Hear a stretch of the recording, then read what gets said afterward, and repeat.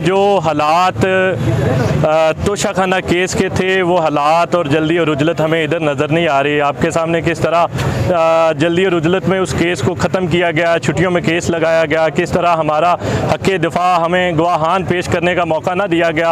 आखिरी दिन 5 अगस्त को हमारे फाइनल आर्गूमेंट्स ना सुने गए और 5 अगस्त को एक गैर कानूनी फ़ैसला दे के इमरान खान साहब को अटक जेल में गैर कानूनी तौर पर बंद किया गया।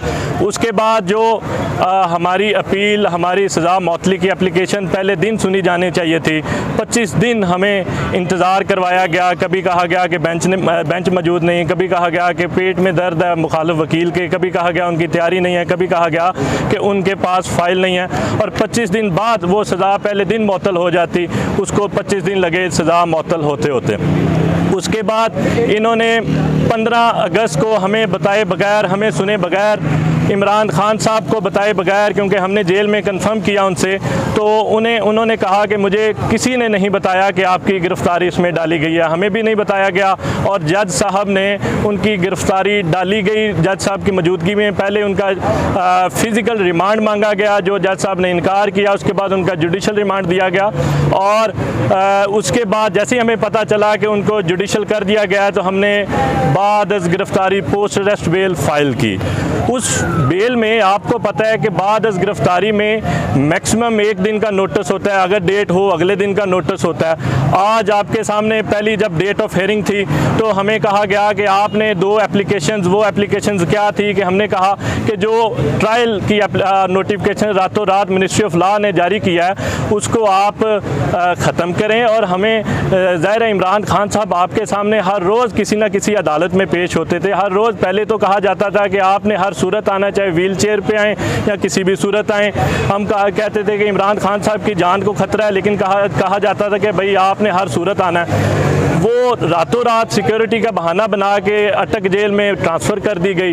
हमने कहा कि इसको आप इधर ही उसका ट्रायल सुना जाए, लेकिन हमने मीनवाइल एक एप्लीकेशन फ़ाइल की हाई कोर्ट में कि इसको मिनिस्ट्री ऑफ लॉ का जो नोटिफिकेशन है उसको कलअदम करार दिया जाए। उसके बाद वो बहाना बनाया गया, वही छोटी कचहरियों में वो बहाने तो अगर बनाए जाएँ डिले करने के लिए छांगा मांगा की कचहरियों में या कच्ची कोठी की कचहरियों में तो चलते हैं, हाई कोर्ट में और ऑफिशियल सीक्रेट एक्ट जो इस मुल्क की सबसे पहली अदालत है उसमें ये बहाने बनाए गए कि हमारी तैयारी नहीं है। जो है इन्होंने नोटिफिकेशन को हाई कोर्ट में चैलेंज किया हुआ है, तो आप ना सुने, जब तक हाई कोर्ट फैसला नहीं करती तो आप ना सुने।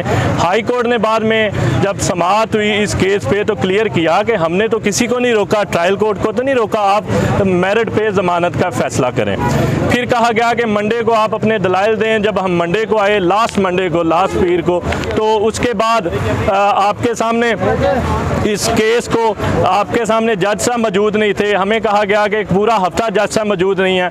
एक ऐसा केस जिसमें साबिक वज़ीर-ए-आज़म, साबिक वज़ीर ख़ारजा जो है वो जेल में बंद हैं, तो एक जज साहब जो इस केस को सुनने वाले जज हैं पूरा हफ्ता मौजूद नहीं थे।